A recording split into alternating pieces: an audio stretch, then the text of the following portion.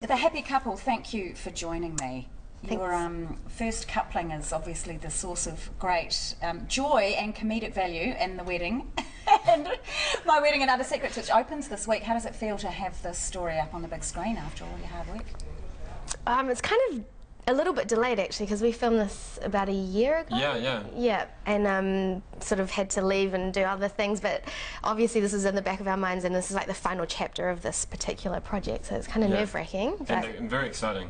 Feels like your real wedding, maybe. Is this what it would feel like? Neither of you are married, are you? No. No. And you're not together, really, are you? No. So you're just acting. Yeah. Just acting. Made it very convincingly on the film, hopefully. But. Yeah.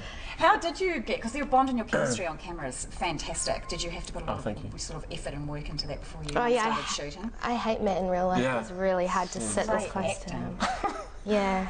And we clicked really quickly, eh? Like, did we? No, You're being serious? No, I am being serious. No, I think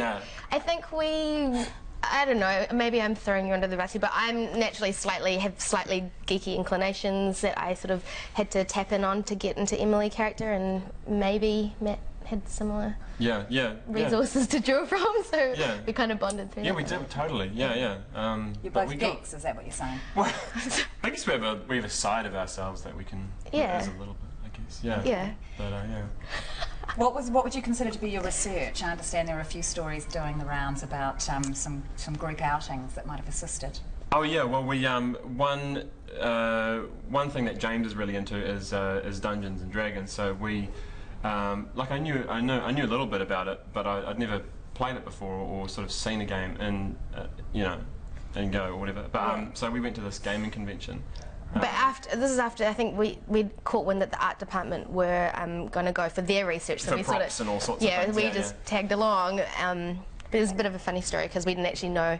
It was in some event showgrounds, and there's a bit of a funny story about us trying to locate it, with Matt having to oust himself as a geek wanting to go to Battle Cry, the convention, which is asking these very hip Top Gear. There was a Top Gear convention on at the same time, so these it was really good. Hip girls, asking them where the local gaming convention called Battle Cry was. Yeah, it was hilarious. I was standing in the back laughing, but. It's a multi-level little story, and obviously at its heart is the true story of Roseanne, and from her documentary, it's actually a true story, and she's directing you in that story. What sort of pressure comes from knowing you're delivering someone's personal love story? A lot. A lot of pressure. Yeah. I am playing, a version of Roseanne herself, I know. I think we're really lucky though, because obviously she was really open with us, and we also got to hang out with Roseanne and Stephen together quite a bit. To sort of draw on their dynamic. Their dynamic and their mannerisms and all sorts. Plus, I don't know. I felt like I was in really safe hands. Matt is an incredibly generous actor, so likewise, thank you. We had a lot of. I don't know, I feel like in the scenes that were particularly emotional and stuff, we had good sort of build-up time and good rehearsal time, and I don't know, when we were filming it was kind of, it's always lucky when you've got a co-star that really supports you and makes it easy for you to go to explore emotional places, so thanks, Matt. Thank you. It's been a good marriage, I can tell. She was so, Roseanne was always so open for us to ask any questions about the relationship, or anything that we wanted to know. She was very candid, and we could be too, so it was great. Had you both seen the doco or heard of the doco before you started? The doco was my Bible, pretty much. Mine too, actually. Yeah.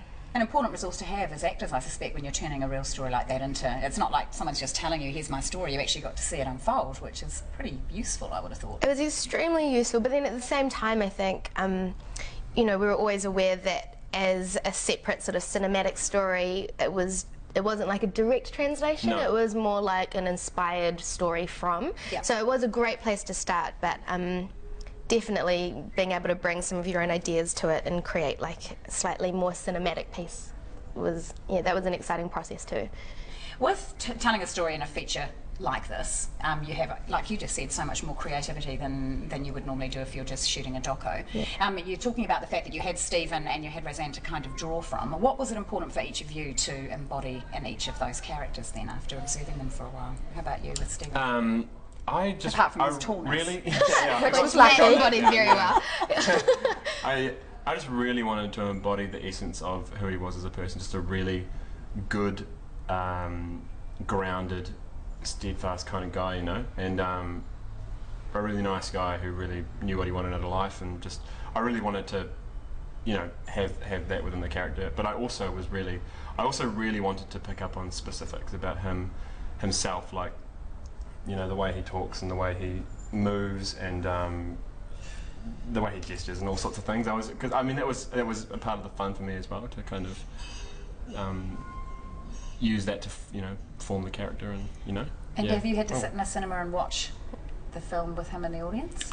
Well, the first time was the premiere of the film, yeah. But he'd seen it beforehand, so he was one up on me. So, yeah, but it was so nerve-wracking, yeah.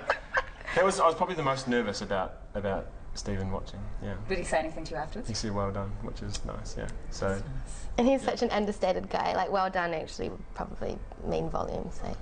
Yeah, I gave him a hug after. It was nice. Aww. Yeah, he's a nice guy. You know, he's really nice. Yeah. Now I heard a rumour that you might already have spoken Mandarin before this film. Is that true? Oh, I learnt it in high school for 5 years. Yeah, but I don't speak it fluently. But I know little bits here and there. So it was really easy to like pick up on the intonations of the language and like that. So I don't know what I would have done if I hadn't had that training. I think your intonation is like better than mine. It was really amazing. Oh, thanks. Yeah. Is it true you rocked up and spoke Mandarin at your audition? Yeah. Yeah. I just thought.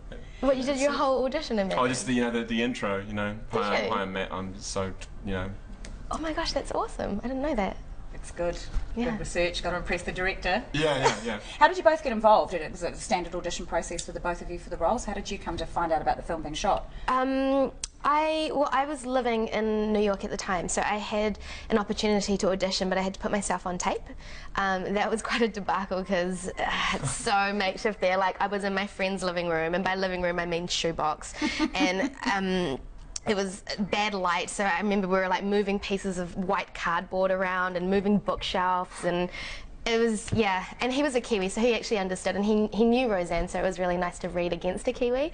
But at that point I'd just been doing countless American accented auditions, so it was just weird to sort of embody this Kiwi essence again. But yeah, I sent the tape through, and the rest is history. Yeah. Just an audition for me, same thing, yeah. So did you do it on tape, or did you get to go through? Oh, with the casting director, yeah. The casting director, and go from there. Yeah. And you've obviously both of you have had experience with local films, obviously with the wonderful Number 2, and also with the great Show of Hands as well. So, as a feature film career where both of you are continuing to want to head? Absolutely, yeah. Yeah, me too. It's such a delicious sort of, I don't know, luxury for an actor to have.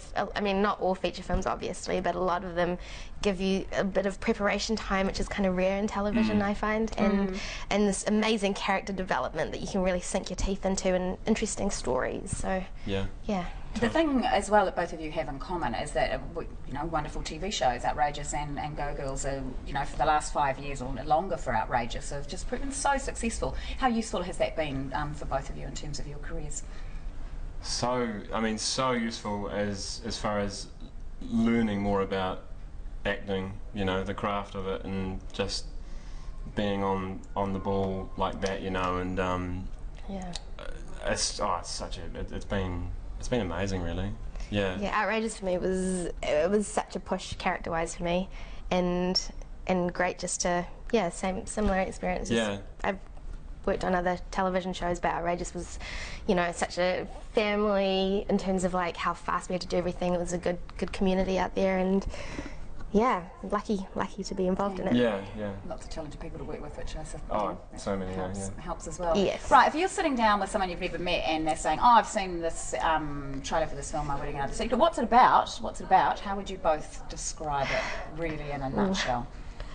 A banana in a nutshell. Okay. Well, yeah. I was like, we both know it, but it's Well, it's about a New Zealand-born Chinese girl who falls in love with a white European Kiwi guy. Yeah. But sort of against her parents' wishes, and she wants it all. So she wants to figure out a way to keep her parents happy, and be the good Chinese daughter that they wanted her to be, but also be true to herself and follow her heart. And And also with the film, your career path as well. Oh yeah, like juggling all aspects of Which your is life. another really nice subtext running through it too, Yeah. which I really enjoyed. Yeah, so that's what it's about. I mean, with a Kiwi and Asian flavour, but it's quite a universal story, I think it would be fair to say, wouldn't it? Because it could be whatever it is that your parents don't like about the person that you've chosen to love. Absolutely, it's just kind of, I think it's a lot just about a young woman growing up and learning about herself and learning how to define herself and also define her culture and what she thinks is important. So, and that's really a universal message. Everybody has to go through that at some point. So. You guys had a lot of people at the premiere. What was the feeling and the feedback you got from that once you'd come out of the cinema?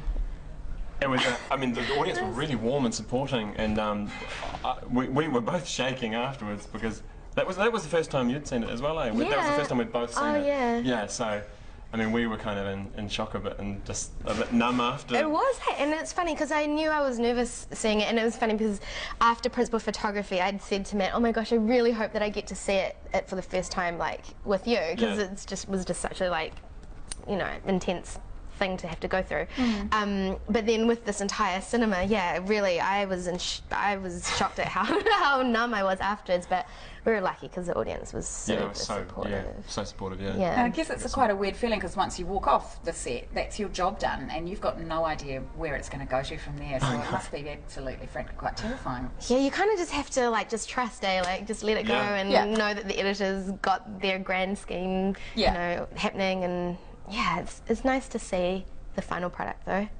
All about trust too, I suspect. Yeah. When choosing the people that you work with. Well, it's a wonderful little film, and I can't wait for it to get up on the big screen so everybody else can see it. Just very quickly, what next for each of you? You're based in New York now. Where do you go to from there? I've just booked a role in a pilot that is based in America, not quite sure where yet, and it involves me playing a 20-something-year-old who's a little bit lost in life and trying to figure out how to make her dreams come true. Sounds familiar? Does sound a little familiar. Yeah, so that's what I'm heading back to do. Sounds great. And you, Matt? And me, hopefully another series of Go Girls, not sure yet, but hopefully, and hopefully also a film, possibly at the end of this year, maybe the beginning of next year, which is just pending funding. And are you contemplating the possibility of going beyond these shores as well? Yes, I am contemplating that. Yeah, I would. Yeah, I'd love to. I'm planning a trip shortly over for sort of a work/holiday kind of trip over to the States. So nice. Yeah, we'll see where that goes as well. Yeah. Awesome. You've both been great. Congratulations on the release of the film. Thanks for your time today as well. Oh, thank you so much. Thanks. Thank you. Really appreciate it.